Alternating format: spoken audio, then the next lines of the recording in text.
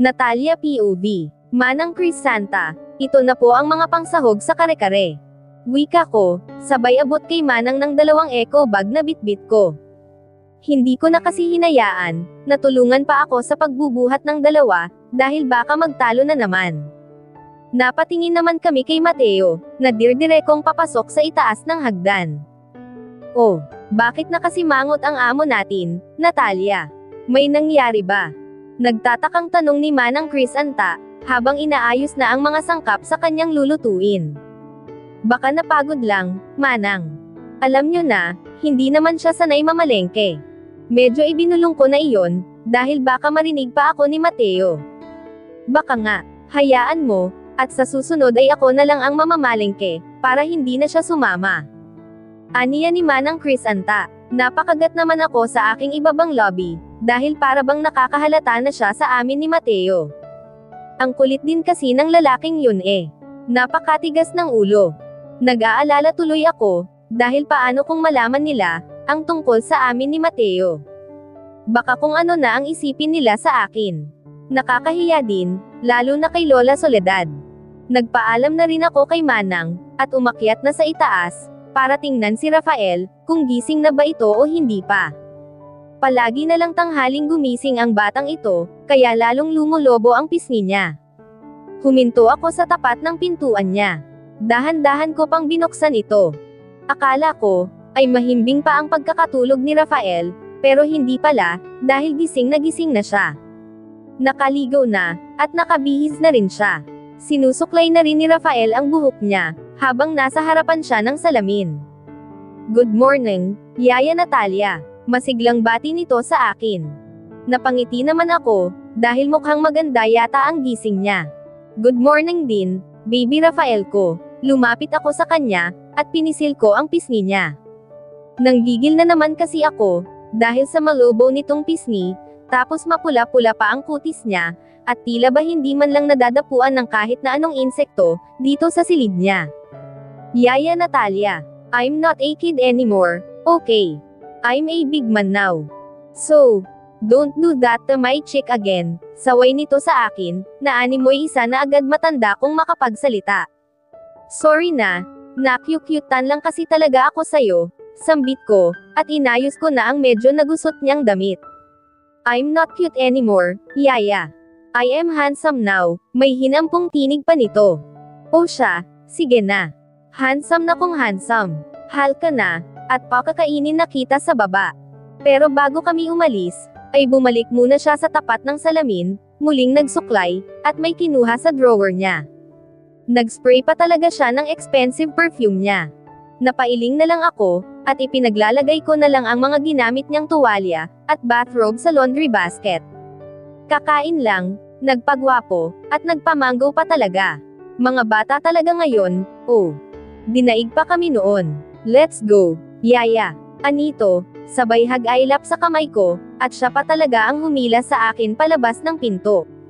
Paglabas namin ni Rafael, ay sabay bukas din ng pintuan ni Mateo. Good morning, Daddy. Masiglang bati ni Rafael sa daddy niya. Hindi naman nagsalita si Mateo, dahil sa akin agad nakatingin ang mga mata niya. Ngunit nang mapansin niyang hawak, ng anak niya ang kamay ko, ay kumunot agad ang noo nito. Agad na lumapit sa akin, at hinawakan din ang kabilang kamay ko. Ano bang ginagawa mo, Mateo? Mariing bulong ko sa kanya. Pero hindi ni Mateo ako sinagot, at hinila niya lang ako, papunta sa kabilang side niya, kaya napabitaw sa akin si Rafael. Yaya Natalia, come here. Dito ka sa tabi ko, aniya ni Rafael, na tila ba nakikipagkompetensya pa sa tatay niya. Natural bata si Rafael, at sa akin pa ito ibinilin ni Lola Soledad, kaya si Rafael ang dapat kong sundin. Inagaw ko ang kamay ko, mula sa pagkakahawak ni Mateo sa akin, at lumapit ako kay Rafael, na agad ding hinawakan ang kamay ko. Mas lalo naman kumunot ang noo ni Mateo, sa aming dalawa ng anak niya. Rafael, mauna ka na sa baba. May pag-uusapan lang kami ni Yaya Natalia mo. Utos pa ni Mateo sa anak. I don't want, Daddy. Gusto ko si Yaya Natalia lang ang mag-aasikaso sa akin. Wika ni Rafael, na pinahaba na ang nguso, at pinalobo pa ang pisngi. What? Sinusuway mo ba ako? Natigilan naman si Mateo, nang pagtaasan ko siya ng kilay. Pasensya na po, Senyorito Mateo. Mamaya nyo na lang po ako kausapin, kapag natapos ko na pong asikasuhin ang anak nyo. Binigyan ko siya ng warning look, bago namin siya iniwan doon, na natila ba pati anak niya, ay pinagseselosan pa.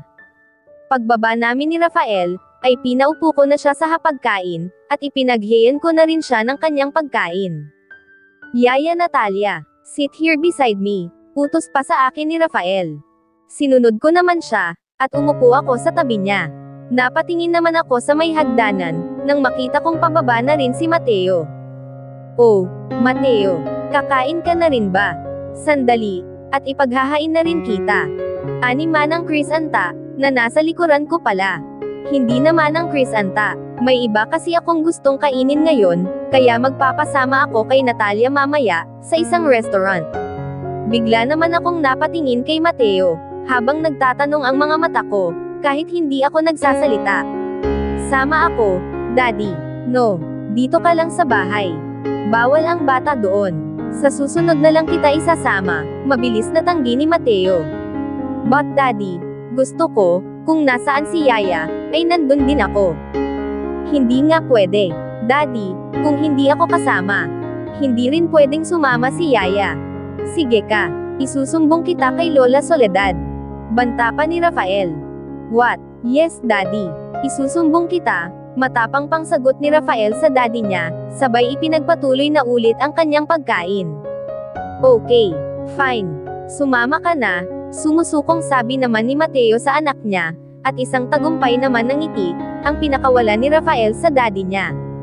Napailing na lang ako, sa kalokohan ng mag-amang ito. Ako tuloy ang napapagod sa kanilang dalawa. Hi baby Rafael, ani ni Diego, na biglang sumulpot sa gilid ng alaga ko. Hello po, Kuya Diego. Alam mo kasi, ibinilin ka rin sa akin ni Lola Soledad pwede rin ba akong sumama sa lakad nyo mamaya? Aniya ni Diego, sabay upo sa bakanteng upuan sa tabi ni Rafael. You're not allowed, Diego, si Mateo na ang sumagot. Pero hindi siya pinansin ni Diego. Baby Rafael. Ulit pa ni Diego sa bata, na tila ba nag-iisip pa, kung isasama siya o hindi. Yes po, pwedeng ka pong sumama, sagot ni Rafael, kaya naman, lihim akong napatawa dito sa gilid. Tiningnan naman ako ng masama ni Mateo. Anong nakakatawa? Sita pa niya sa akin, kaya agad kong tinakpan ang bibig ko, pero sa loob ng kamay ko, ay halos lumabas na ang 24 na ngipin ko. Halos umusok na tuloy ang ilong ni Mateo, dahil sa plano niyang hindi matutuloy. Bigla naman tumayo si Mateo, na sinaman pa ng tingin si Diego. Naglakad papunta ng hagdan, at nang paakyat na siya doon, ay bigla itong nagsalita. Natalia, dalhan mo ako ng pagkain. Nawalan na ako ng gana, kaya sa kwarto ko na lang ako kakain. Nako, Natalia, pakidala mo na nga ito kay Seferito Mateo, at baka mas lalo pang magalit yon. Wika ni Manang Crisanta, na may dalang wooden tray, na may laman ng iba't ibang pagkain na niluto niya. Manang Crisanta, pinapakain ko pa po kasi si Rafael. Hindi po ba pwedeng si Belinda na lang muna? Medyo ibinulong ko iyon kay Manang, dahil baka marinig pa ni Rafael. Pero itong si Manang, ayaw naman hinaan ang boses. Nako, hindi pwede, Natalia. Mamaya niyan, mas lalo pang magalit yon. Alam mo naman kapag nagalit yon, damay na lahat, pangaral pa sa akin ni Manang, kaya napabuntong hininga na lang ako. Sige po, Manang. Akin na po, tumayo na ako, at kinuha ko na kay Manang ang tray na dala niya. Yaya Natalia, where are you going? Nakasimangot na agad na tanong ni Rafael, nang makitang tumayo ako, at umalis sa tabi niya. Binulungan ko naman siya ng pabiro. Pagpasensyahan mo na ang daddy mo, ha? Dadalhin ko lang itong pagkain niya, dahil baka malipasan siya ng gutom. Diba, bad ang malipasan ng gutom. Pagkumbinsi ko pa kay Rafael, yes, Yaya, walang ganang sambit niya. Saglit lang ako, ha? Paalam ko pa ulit kay Rafael. Okay, Yaya, aniya na hindi nagbabago ang tono ng boses. Samantalang dati, halos ayaw niya ako pansinin, Tapos ngayon, halos ayaw na niya ako paalisin sa tabi niya. Napatingin naman ako kay Diego, na tahimik lang sa gilid, na para bang nakikiramdam lang sa tabi-tabi. Hindi ko na muna siya pinansin, at nagdirdiretso na ako, papunta sa kwarto ni Maytong tampuhin. Pagdating ko sa tapat ng pintuan ni Mateo, ay kumatok ako gamit ang isang kamay ko. Ilang beses na akong kumakatok, pero walang lumalabas sa pintuan. Idinikit ko pa ang tainga ko sa pintuan niya, para pakinggan kung may ingay ba sa loob, ngunit wala naman. Nasaan ba ang lalaking ito? Magpapadala ng pagkain, tapos ayaw naman magbukas ng pintuan. Bahala na nga siya dyan. Inis na sambit ko, pero hahakbang pa lang ako paalis, nang biglang bumukas ang pintuan, at agad ni Mateo akong hinila, papasok sa loob ng kwarto niya. Ay, teka nga, yung pagkain matatapon. Saway ko sa kanya, dahil hawak-hawak niya ang damit ko, hanggang makapasok na sa loob. Bakit ang tagal mo? Talagang gusto mo na ginugutom ako, ah? Reklamo pa ni Mateo, pagkabitaw sa damit ko. Nakakunot ang noo, at kahit sinong pintor, ay hindi makakayang ipinta ang kanyang mukha. Gustong gutuman. Bakit kasi kailangan pa na dito ka kumain sa kwarto, gayong may nakahain naman ng pagkain sa baba? At saka, di ba sabi mo sa restaurant ka kakain, hindi ko na nga naituloy ang sermon ko, nang bigla ni Mateo, na sakupin ang mga lobby ko. Hindi ako makagalaw, dahil hawak ko pa rin ang pagkain, na nasa tray pa rin hanggang ngayon. Napapapikit na sana ako, at gagantihan ko na sana ang halik niya, pero ang makong na, ito, biglang huminto, at lumayo. I'm hungry. Kakain na ako, wika ni Mateo, sabay upo sa sofa. Ang lalaking ito, pinasabik lang ako. Gumaganti ka talaga ha, tingnan mo. Wala kang ano sa akin. Akala mo ikaw lang ang marunong mambitin. Pwes, marunong din ako. Ibinaba ko ang tray ng pagkain, sa center table niya. Nakasimangot ako, kaya panay ang tawa ni Mateo. Anong nakakatawa? Matari na tanong ko, pero hindi niya ako pinansin, at sinimulan ng kainin ang dala kong pagkain. Sinong nagluto ng pritong tilapia? Bigla ay tanong ni Mateo sa akin. Napatingin naman ako sa kanya, at nagtama ang mga mata namin, habang sinisip-sip niya ang ulo ng tilapia, kaya napalunok ako, nang hindi sinasadya. Sino pa? E di si Manang. Inis na sagot ko sa kanya, at talagang pinagbuti pa ni Mateo. Ang pagsipsip niya sa ulo ng tilapia, hindi masarap. Reklamo pa ni Mateo, hindi daw masarap, halos ubusin na niya ang katas ng ulo ng isda. Kung hindi yan masarap, baka hindi na yan fresh. Lumapit ako sa isang tilapia, at kumurot ng konti, sa may bandang buntot nyon. Masarap naman, hindi masarap, pero alam mo, may mas masarap pa rito, at yun ang gusto kong kainin ngayon. Natigilan naman ako sa sinabi ni Mateo. Bahagya akong lumayo sa kanya, at iniwan ko ang tilapyang tinikman ko na. Ewan ko sayo, kung ano-ano na naman yang nasa isip mo. Inirapan ko siya, sabay yakap ko sa tray, na pinagtanggalan ko ng mga pagkain niya. Wala pa nga akong sinasabing kung ano, nagre-react ka na kaagad. Natatawang sambit ni Mateo, he likes that before. Palagi niya akong inaasar, kasi advance na talaga akong mag-isip dati pa. Mateo, kilalang kilala ko na, ang likaw ng dila mo, at alam kong kabastusan yang sinasabi mo. Diyan ka na nga, sabay iwan ko sa kanya. Natalia, diyan ka lang. Pasiga na utos ni Mateo, pero hindi ko siya pinakinggan, at nagdirdiretso lang ako papunta sa pintuan. Isa, kapag hindi ka huminto, hindi mo magugustuhan ang gagawin ko sayo. Pananakot pa ni Mateo. Akala naman niya matatakot ako sa kanya. Bahala siya dyan. Aabutin ko na sana ang doorknob ng pinto para pihitin, pero natigilan ako, nang may biglang humila sa braso ko, at isandal ako sa pader na malapit sa pintuan. Nanlaki ang mga mata ko, lalo na nang ipin ni Mateo ang braso ko sa pader, at kahit anong pagpumiglas ko, ay ayaw niyang bitawan. I said stop, diba? Aniya na hinuhuli ang aking mga mata. Mateo, alam mong hindi tayo pwedeng umasta dito, na parang magkasintahan diba? At hindi ko na naman naituloy ang sasabihin ko, nang bigla na naman niyang sakupin ang mga lobby ko. Ngunit iba ngayon, kung kanina, ay banayad, Ngayon ay may diin na, at halatang may puwersa na siya laban sa akin. Mateo. Bigla ni Mateo na minasahe ng may diin ang katawan ko. Mateo, please not here. Pakiusap ko sa kanya, pero parang walang siyang naririnig. Mateo. Stop. Hiling ko sa kanya, pero nakitaan ko lang siya ng pagngisi sa kanyang lobby. Sinabi ko naman sa'yo diba, na kapag sinuwi mo ako, ay hindi mo magugustuhan ang gagawin ko sa'yo. But I guess I'm wrong. Dahil titiyakin kong magugustuhan mo na, ang lahat ng gagawin ko sa'yo. Aniya, pero baka magtaka sila, kung bakit ang tagal ko dito sa room mo. Nahihirapang sambit ko, dahil tinatablan na rin ako, ng ginagawa niya sa akin. Don't mind them. Ako lang ang pakialaman mo. Saad ni Mateo, sabay taas ng dress na suot ko, ngunit sabay kaming natigilan, nang may kumatok sa pintuan. Yaya, why did it take you so long, to come out of Daddy's room? Rinig kong boses ni Rafael, kaya naitulak ko si Mateo. Dismayado naman siyang tumingin sa akin, habang inaayos ko ang aking sarili.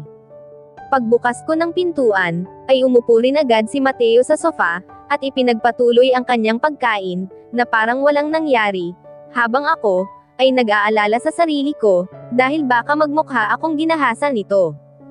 What took you so long, Yaya?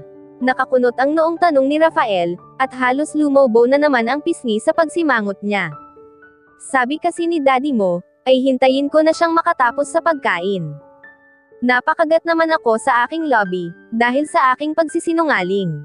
But Yaya, Daddy is a big boy now, and he doesn't need your help.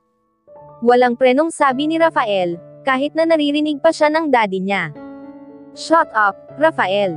Pag-alit na sigaw ni Mateo sa anak, kaya naman sinaway ko siya, sa pamamagitan ng aking mga mata. Tara na nga, Yaya hayaan mo na si Daddy, Manang Chris anta, will taking care of him, so don't worry about him. Bulong na sabi sa akin ni Rafael. Natawa naman ako, sa batang ito, na parang hindi niya Daddy ang pinagsasabihan niya. Anong binubulong-bulong niyo dyan na dalawa, ha? Sita sa amin ni Mateo, nothing Daddy. But I have something to tell you. Wika ni Rafael sa daddy niya, na kahit ako, ay walang ideya sa sasabihin niya. Say it, wika ni Mateo, at uminom na ng tubig, dahil tapos na rin pala siyang kumain. Can I go to the beach with Yaya Natalia, and Kuya Diego? Pagkasabi no ni Rafael, ay halos may buga lahat ni Mateo, ang tubig na nasa bibig niya. What? Hindi makapaniwalang tanong ni Mateo sa anak, kaya inulit ni Rafael ang sinabi niya. Daddy, I said, I want to go to the beach, with Yaya Natalia, and Kuya Diego. No, mabilis na sagot ni Mateo sa anak. But Daddy, my answer is final.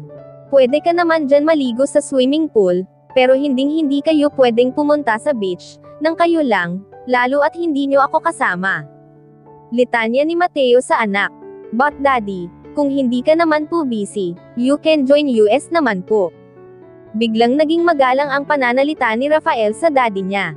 Magaling din talaga manguto ang batang ito. Okay, I will join you. On the weekends, we will leave, at the morning. At sa isang iglap, ay pumayag nga si Mateo kaagad. Really, Daddy?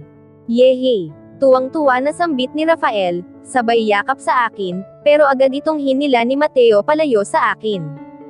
Hep, sige na, bumalik ka na doon sa silid mo, kung ayaw mong magbago pa ang isip ko. Pananakot pa sa bata, dahil sa sobrang tuwa naman ni Rafael, ay agad na nga itong umalis, at bumalik sa kwarto niya. Para-paraan din talaga itong lalaking ito. Good morning, Yaya Natalia. Bati sa akin ni Rafael. Sinadya na ako nito sa kwarto kinaumagahan, at tumabi pa sa akin. Good morning to, baby Rafael. Ang aga mo naman yatang nagising. Naghihikab pang tanong ko. Maaga pa kasi, 7 AM pa lang, pero heto siya, at nambubulabog na. Maligo ka na, Yaya. Aalis tayo. Saan naman tayo pupunta ng ganito kaga? Saad ko sa kanya. Bumangon na ako, at sinimulan ko ng tiklupan ang kumot ko. Punta tayo sa mall. We need to buy some stuffs, na gagamitin natin sa beach. Marami ka naman damit pampaligo dyan, bakit bibili pa? Protesta ko sa kanya. Tinatamad din kasi akong lumabas, dahil inaantok pa ako. Kadalasan kasi, ay alas 8 ako gumigising, at si Rafael naman ay alas 10 na. Ayoko na nun, yaya.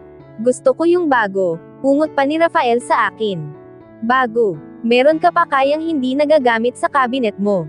Ipinagpipilitan ko talaga, na huwag na siyang bumili. Basta, yaya, gusto kong bumili ng bago. I want the latest design sa mall ni Daddy. Kaya let's go na, ha? Maliligo lang din ako, at magbibihis.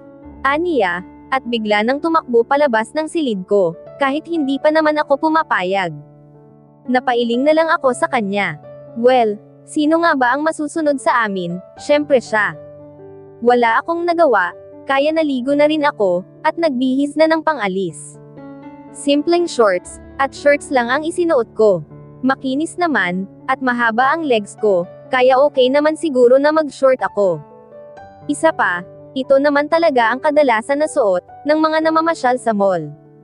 Nang matapos na ako, ay ako na ang pumunta sa kwarto ni Rafael. Bigla naman labas ni Mateo, kaya napatigil ako sa tapat ng pintuan niya.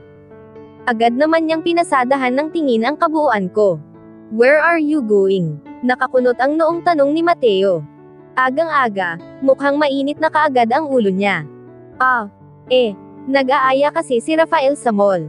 Sasamahan ko lang. Simpleng tugon ko sa tanong ni Mateo. Na ganyan ang suot mo. Aniya, mas lalo pang lumalim ang mga guhit sa noo. Oo. Bakit? Pangit ba ang suot ko? Bigla tuloy akong na-conscious sa sarili ko. Oo, ang pangit. Hindi bagay. Kaya magpalat ka na kaagad. Magpantalon ka kung kinakailangan. Hindi ko gustong nakikita ng iba ang legs mo. At napanganga na lang ako, sa napakaagang sermon ni Mateo. Hay yaya, wow, ang ganda mo naman sa suot mo. Sabi agad ni Rafael, pagkalabas niya ng kanyang silid. Naabutan pa tuloy kaming nag-uusap ng daddy niya. Really, baby? Bagay ba sa akin? Yes, yaya, bagay na bagay. Proud na sabi ni Rafael sa akin, kaya inirapan ko si Mateo. Change your clothes, or else, hindi ko kayo papayagan na lumabas ng bahay ngayon. Mariing sabi ni Mateo. Why daddy? Bagay naman po kay Yaya Natalia ang suot niya. Pagtatagal pa sa akin ni Rafael. I don't care. Basta pagpalitin mo si Yaya Natalia mo ng damit, dahil kung hindi, ay hindi ko kayo papayagan na umalis ngayon. Pagbabante pa ni Mateo. Okay daddy. Sige na yaya, change your clothes na. Pabulong na sabi ni Rafael. Sinaman ko naman ng tingin si Mateo, bago ako muling pumasok sa aking silid, para palitan ang aking damit. Nagpantalo na lang ulit ako, kagaya ng suot ko nung nagpunta kami ni Rafael sa mall. Paglabas ko ng pintuan, ay wala na ang magdaddy, kaya dumiretso na ako sa kusina. Nagkakape na si Mateo, habang si Rafael ay umiinom na ng kanyang gatas. Much better, sambit agad ni Mateo, pagkakita nito sa akin. Don't worry, Yaya Natalia. You are still pretty, kahit anong isuot mo. Papuri ni Rafael sa akin. Talaga, thank you, baby Rafael. Ang cute-cute mo talaga, natutuwang sabi ko sa alaga ko, sabay halik sa pisngi nito. I know that Yaya, but I told you, that I'm not cute anymore, cause I am handsome now. Natawa naman ako sa sinabi niya. Ayan na naman siya sa kakulaitan niya. Napatingin naman ako, sa biglaang pagtayo ni Mateo, mula sa inuupuan niya. Natalia, may naiwan pala ako sa kwarto ko. Pakikuha mo nga ng susi ng Ford ko, at aalis na ako. Pakidala mo na lang sa garahe. Okay po, Senyor Ito Mateo. Saka ako umakyat sa kwarto niya, para hanapin ang susi, sa mga nakasabit sa pader ng kwarto ni Mateo. Ang daming susi ng sasakyan. Nasaan kaya ang iba nito? Sa isip-isip ko, nang makita ko na ang susi, ay agad kong kinuha, at nagmamadaling bumaba na ulit, para dalhin sa kanya sa garahe. Nakita ko si Mateo, na nakatayo sa isa sa mga sasakyan niya, kaya agad ko siyang pinuntahan, at iniabot sa kanya ang susi. Oh, susi mo. Humihingal na sambit ko pa. Kinuha naman ni Mateo sa akin ang susi, ngunit nagulat ako, at halos mapasigaw, nang isama niya ang kamay ko sa paghila niya. Ano ba, Mateo? Huwag kang ang ganyan dito. Mamaya niyan may makakita sa atin. Naiilang nasabi ko sa kanya. So, hindi ba? At napag-usapan na natin ito. Pagpapaintindi ko pa sa kanya. Napabuntong hininga naman si Mateo sa sinabi ko. I'm sorry. Okay. Kiss ko na lang, para makaalis na ako. Aniya sabay tilos ng nguso sa tapat ng lobby ko. Dito talaga. Nagpalingga-lingga pa ako sa gilid, at nang masiguro kung walang tao, ay binigyan ko na rin siya ng halik sa kanyang lobby. Halik lang naman. Wala naman sigurong masama, pero ang makong na ito. Hinapit ako sa aking bewang, at mas pinalalim ang halikan namin, Mateo. Wait lang. Pidjol ko sa kanya. Kusa naman siyang bumitaw. Dinilaan niya ang paligid ng lobby niya, sabay sabing. Delicious. Sira ka talaga kahit kailan, sige na. Babalikan ko na si Rafael. Wait, last na. At kahit hindi pa ako nakakasagot, ay hinapit na naman niya ako sa aking bewang, at binigyan ulit ng isang halik. Yaya. At nanlaki agad ang mga mata ko, nang marinig ko ang boses ni Rafael sa aking likuran. Paglingon ko, ay ang nakahalukip, at nakangusong Rafael ang bumungad sa akin. What are you two doing? Nakakunot ang noong tanong pa nito. It's none of your business, Rafael. And please, don't always interrupt us, okay? Walang pakialam na sambit pa ni Mateo sa anak, sinaway ko siya, sa pamamagitan ng tingin. Halik kasi ng halik, ayan tuloy. Nakita na ng bata. It's my business, Dad. Cause she is my yaya, sagot naman ni Rafael, kaya napangiwi ako, dahil hindi tamang sagutin niya si Mateo, dahil ama niya pa rin ito. Baby, let's go na. Don't talk to your dad like that, okay? That's bad, saway ko naman kay Rafael. Say sorry to your daddy. Utos ko pa sa kanya, pero hindi niya ako sinunod, at nagtatakbo siya pabalik sa loob ng mansion. Kasalanan ko ito, don't mind him. Mas lalo lang siyang magiging spoiled. Wika ni Mateo, na walang pakialam sa inasal ng anak. Pero hindi ko pinansin ang sinabi niya, at sinundan ko pa rin si Rafael. Pagpasok ko, ay nagtatakang nakatingin sa akin ang mga maids, pati na rin si Manang Chris Anta, at Belinda. Humihingi naman ako ng paumanhin sa kanila, at nagdirdeko na akong umakyat sa kwarto, ng alaga kong si Rafael. Siguro ay ayaw niyang naaagaw ang atensyon sa kanya, ng mga yaya niya, dahil naghahanap din siya ng kalinga ng isang ina, and I know that, this is my fault. Si Rafael ang dapat na pinagtutuunan ko ng pansin, pero heto, at nahahati ang atensyon ko sa kanya, at sa daddy niya. And I'm sure, na kapag nalaman ito ni Lola Soledad, ay hindi niya magugustuhan, at yon ang ayokong mangyari. Nakasarado ang kanyang pintuan, kumakatok ako, pero hindi ni Rafael binubuksan, kaya napabuntong hininga na lang ako sa labas, pero hindi ako sumuko. Muli akong kumatok sa pintuan niya, at tinawag ang pangalan niya. Baby Rafael, open the door please.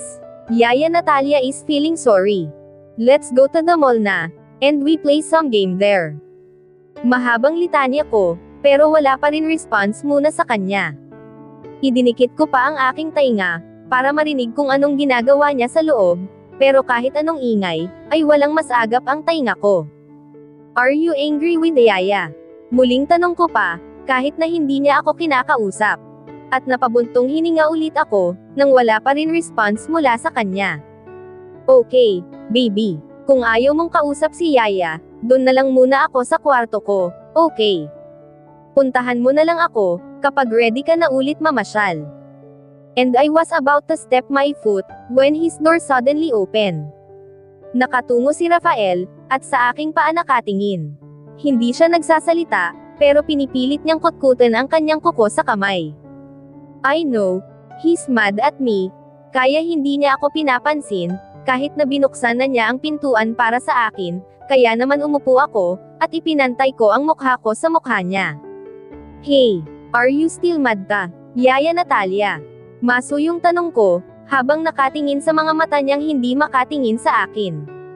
No, Yaya, umiling na sagot ni Rafael, kaya napangiti ako. You are not mad, but you are not lukang Yaya. Nakangiti ng sambit ko. I'm so sorry, Yaya. I'm really, really sorry, at nahabag ako, nang makita kong umiiyak na siya. Bigla si Rafael na yumakap sakin, kaya nagulat ako. Agad ko rin siyang niyakap, at hinaplos sa kanyang likuran. Hey, baby, don't cry. It's okay. It's not your fault, okay? Pagpapatahan ko sa walang tigil niyang pag-iyak, na tila bahabag na habag. Ngayon ko lang si Rafael nakitang ganito, dahil ang palagi niyang ipinapakita sa akin, ay ang strong na Rafael. Don't leave me, Yaya. Ikaw na lang ang nagmamahal, at nag-aalala sa akin. So, don't leave me. I am not mad anymore to you. Mas lalo naman akong nahabag sa sinabi ni Rafael, kaya mas lalo ko pang hinigpitan ang pagkakayakap ko sa kanya. Yes, baby. Yaya will never leave you, okay? Paninigurado ko sa kanya. Thank you so much, Yaya. Sambit ni Rafael, at mabilis naman siyang tumango sa akin, habang yakap ko siya, at mas lalo pa niya akong niyakap ng mahigpit. Ramdam na ramdam ko pa rin, ang habag niya, at pangungulila sa mga magulang. I wonder, kung nasaan ang nanay ni Rafael. Wala namang sinasabi si Mateo, kung naghiwalay na ba siya ng asawa niya, at ang sabi lang naman sa akin ni Rafael, ay inabandon na daw siya nito. Ganitong ganito rin ako, nung iniwan kami ni tatay, at sumama sa ibang babae. Para bang, ang laki ng naging kulang sa pagkatao ko, lalo na nung nagsimula ng magkasakit si nanay, dahil sa kakatrabaho niya, para maitaguyod ako sa aking pag-aaral. Third year college ako, nung maging kami ni Mateo, hindi maipagkakailang, malaki rin ang natulong niya sa pag-aaral ko. Pero wala akong ideya, na anak pala siya ng mayaman, at isa rin siyang mayaman na, nung mga panahon na yon. Nang maging okay na si Rafael, ay nag-aya na siya papuntang mall. Si Diego ang naging driver namin. Pagpasok sa mall, ay sa palaruan agad ng mga bata nag-aya si Rafael. At pinabayaan ko naman siyang maglaro roon. Dalawa na lang kami ni Diego na magkasama. Magkatabi kaming nakaupo, at nagbabantay sa paglalaro ni Rafael, na ngayon ay nasa malaking playpen, at nagbabasketball na. Natalia, agaw pansin sa akin ni Diego. Bakit, Diego? May problema ba? Diretsong tanong ko sa kanya, kahit na may ideya na ako, kung ano ang sasabihin niya. Umamin ka nga, kayo na ba ulit ni Mateo? Walang paligoy-ligoy na tanong niya, kaya napalunok ako, at biglang nagdalawang isip, kung sasabihin ko ba sa kanya o hindi. Bakit mo naman naitanong ang bagay na iyan? Tiningnan ko siya sa kanyang mukha, pero agad siyang nag-iwas ng tingin sa akin. Wala naman. Gusto ko lang makasigurado. Bakit hindi mo masagot ang tanong ko?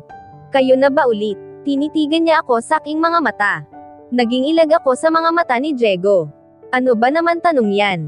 Siyempre, hindi no. Ikaw talaga, kung ano-ano na lang pumapasok dyan sa isip mo.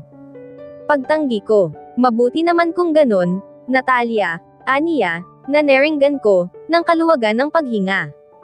Bigla naman akong napaiwas sa kanya ng tingin, at lihim na napakagat sa aking ibabang lobby. Dama-dami na talaga ang kasinungalingan ko, dahil sa relasyong mali. Pagkatapos maglaro ni Rafael, ay namasyal pa kami, at nag-ikot-ikot pa sa mall. At kagaya nga ng sinabi ni Rafael, ay namili siya ng gamit, na nais niyang dalhin sa beach. Come on, Yaya, may nakita akong damit na bagay sa'yo. Aya sa akin ni Rafael. Napakunot naman ang noo ko. Bagay sa akin. Oo, Yaya, let's go. Aniya, at hinayla na ako sa kamay. Napatingin naman ako kay Diego sa likuran, dahil tahimik lang ito, at hindi gaanong nagsasalita. Hila-hila ako sa kamay ng batang si Rafael, kahit hindi ko naman alam, kung saan niya ako balak na dalhin. Teka lang, baby Rafael. Saan ba tayo pupunta? Para akong timang, na nagpapahila sa bata, at walang magawa. Malapit na tayo, Yaya, sagot ni Rafael, kaya hinayaan ko na lang siya. Sinabayan ko na siya sa paglalakad, at habang naglalakad, ay palingga-lingga lang ako sa paligid. Bawat madadaanan namin, ay binabati si Rafael. Siyempre, anak ng may-ari. Nanlaki naman ang mga mata ko, nang huminto kami sa isang butik na puro bikini. Rafael, huwag mong sabihin na dito tayo pupunta. Pidgel na sabi ko kay Rafael. Yes, Yaya, let's go. Aniya ni Rafael. Pagtingin ko pa sa likuran, ay natatawa pa si Diego. Anong nakakatawa, Diego? Sito ko rito. Ako. Tumatawa. Hindi. Natural na ito sa lobby ko. Palusot pa ni Diego, kaya inirapan ko siya. Dami ding alam ng isang ito. Yaya Natalia, pili ka na ng gusto mong kulay. Don't worry, libre lang po yan. Rafael, hindi ako nagsusuot ng ganyan. Pinanlakihan ko si Rafael ng mga mata, pero hindi niya ako pinansin. Imagine, a 5-year-old kid. Alam na ang mga sinusuot ng kababaihan. Miss, give to my Yaya Natalia, the red one. Utos ni Rafael sa sales lady, sabay turo sa bikining pula. Napasapaw tuloy ako sa aking noo, dahil ayaw talaga niyang paawat. And to my Kuya Diego, the white trunks, dagdag pa ni Rafael sa sales lady. He is like a boss, kung mag-utos at magsalita. Well, just like his dad. Kanino pa ba magmamana?